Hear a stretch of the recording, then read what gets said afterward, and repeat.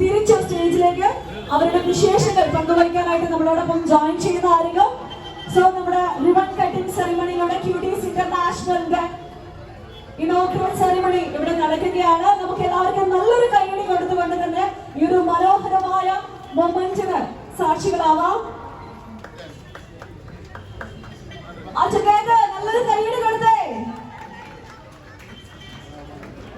കുറച്ച് സമയം എല്ലാവരും ഒന്ന് ക്ഷമയോട് കൂടിയിട്ട് ഒന്ന് വെയിറ്റ് ചെയ്യണം.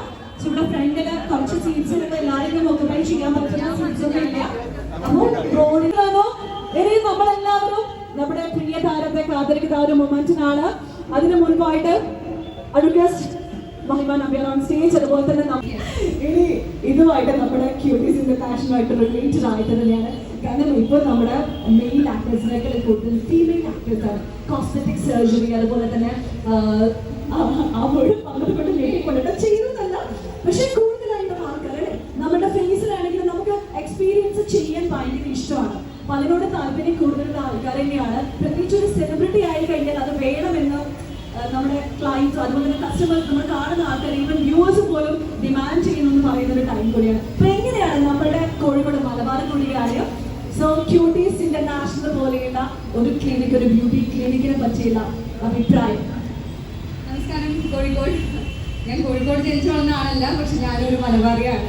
മലബാറിയുടേതായ എന്താ പറയാ എല്ലാം ഉള്ള ഒരാൾ തന്നെയാണ് ഞാൻ.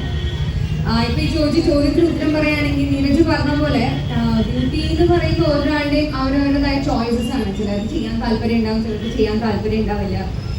പക്ഷെ എന്നെ സംബന്ധിച്ചിടത്തോളം എപ്പോഴും ഇങ്ങനെയുള്ള കാര്യങ്ങൾ ഞാൻ ഭയങ്കര കൺസേൺഡ് ആണ്. കാരണം നമുക്ക് എപ്പോഴും ഒരു പേടി ഉണ്ടാവുമല്ലോ, നമ്മുടെ സ്കിന്നായാലും നമ്മുടെ ഹെയർ ആയാലും. അതിൽ നമ്മൾ പരീക്ഷണങ്ങൾ നടത്തുമ്പോൾ എപ്പോഴും നമ്മൾ ഭയങ്കര കോൺഫിഡൻ്റ് ആയ ഒരു സ്ഥലത്ത് പോയിട്ട് തന്നെ ചെയ്യണം എന്നുള്ള ഒരു കൺസേൺ എപ്പോഴും നമുക്ക് ഉണ്ടാവും.